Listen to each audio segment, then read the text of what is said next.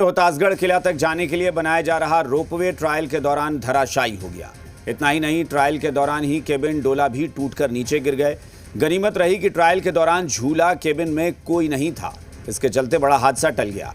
करीब 6 साल पहले इस रोपवे का शिलान्यास किया गया था और अब इसे लेकर सियासी बयानबाजी भी शुरू हो गई है।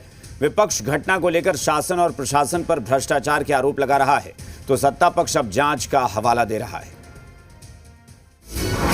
रोहतास में रोपवे ट्रायल फेल, भ्रष्टाचार की आग में 13 करोड़ स्वाहा।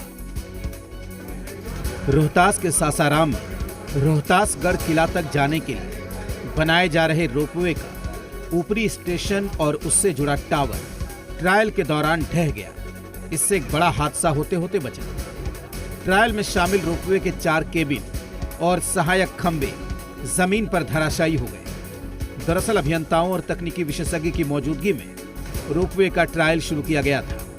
जैसे ही खाली केबिन डोली को रोपवे के सहारे अकबरपुर की तरफ से रोहतासगढ़ किले की ओर भेजा गया, थोड़ी ही दूर जाकर रोपवे के लिए बना पिलर ढह गया। इसके बाद ताबड़तोड़ कई पिलर जमीन पर गिर गए और देखते ही देखते पूरा रोपवे केबिन सहित सभी मशीन धराशायी होकर नीचे गिर पड़ा। रोपवे जैसे ही बन की तैयार हुई और जो ट्रायल हुआ उसके बाद जो है ट्रायल के दरमियान ही रोपवे का 2 जो खंभा है वो टूट गया और कहीं ना कहीं जो व्यवस्था है, जो पुल निगम की जो कंपनी है, उन पे कहीं ना कहीं सवाल उठाए जा रहे हैं कि किस तरह से निर्माण किए जा रहे थे।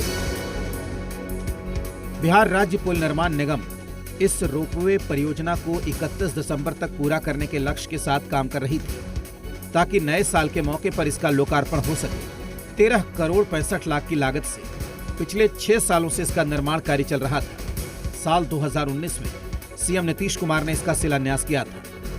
लोगों को उम्मीद थी कि रोपवे शुरू होने से 70 किलोमीटर का रास्ता कुछ मिनटों में पूरा कर लिया जाएगा, लेकिन ट्रायल के दौरान ही रोपवे के धराशायी होने से लोगों में निराशा है। जो वनवासी परेशान रहे, चाहे वो स्वास्थ्य व्यवस्था रही हो या और भी तमाम तर व्यवस्थाएं हैं, उसको सुगम करने के लिए पर्यटन की दृष्टि से कौन से बढ़ावा दे ताकि पर्यटक आ सके, उसके लिए ये रोपवे निर्माण कराया जा रहा था। हम 13 करोड़ बिहार वासियों के 14.5 करोड़ रुपए का 1 सेकंड में धराशायी कर दिया गया। और ये केवल पिलर नहीं, बल्कि हम बिहार वासियों की उम्मीद गिरी है, हम रोहतास वासियों की उम्मीद गिरी है, क्योंकि इससे बड़ी उम्मीद जुड़ी थी।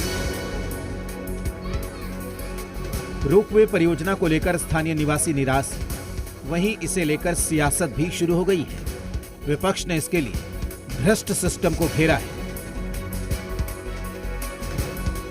1 जनवरी से उसको आम लोगों के लिए सार्वजनिक किया जाना था, लेकिन कल ट्रायल में ही जब धड़ाम से गिर गया, तो इसी से स्पष्ट होता है कि सरकार का एक बाल भी धड़ाम से गिर चुका। भ्रष्टाचार को सदाचार और शिष्टाचार का रूप जो दिया गया है सत्ता पक्ष के माध्यम से, उसका स्पष्ट रूप से प्रमाण मिल गया। इसकी जांच होनी चाहिए। देखिए, ऐसा है कि स्टेट गवर्नमेंट जो है पूरी की पूरी भ्रष्टाचार की नींव पर खड़ी है। ये आप पहला इंसिडेंट ऐसा नहीं है। बिहार में अगर जांच सही में कराया जाए, जितना भी इंफ्रास्ट्रक्चर का प्रोजेक्ट है सब में भ्रष्टाचार है। जहां विपक्ष मामले को लेकर सिस्टम से लेकर सरकार तक पर सवाल खड़े कर रहा है, तो वहीं सत्ता पक्ष जांच के बाद दोषियों पर कार्रवाई करने की बात कह रहा है। मैंने पहले भी कहा कि ये सरकार डबल इंजन की सरकार जनता के सेवक के रूप में ईमानदारी से सेवा के लिए कदम बढ़ाया है।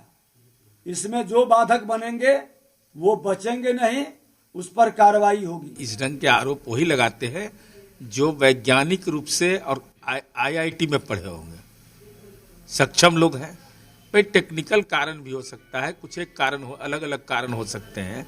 तो ऐसी स्थिति में जब तक विभाग का प्रतिवेदन नहीं आ जाए, तब तक राजनीतिक प्रतिवेदन के आधार पर जो लोग मंतव्य देते हैं, तो हमारी समझ है कि IIT कानपुर से पढ़े होंगे, मुंबई से पढ़े होंगे। बहरहाल घटना की जांच के लिए उच्च स्तरीय समिति का गठन किया गया है। कमेटी की रिपोर्ट के आधार पर ही आगे की कार्रवाई की रूपरेखा तैयार होगी। लेकिन इन सब के बीच सवाल वही है, कि बिहार में अभी और कितनी परियोजनाएं भ्रष्टाचार की भेंट चढ़ेंगी। पटना से रजनीश के साथ सासाराम।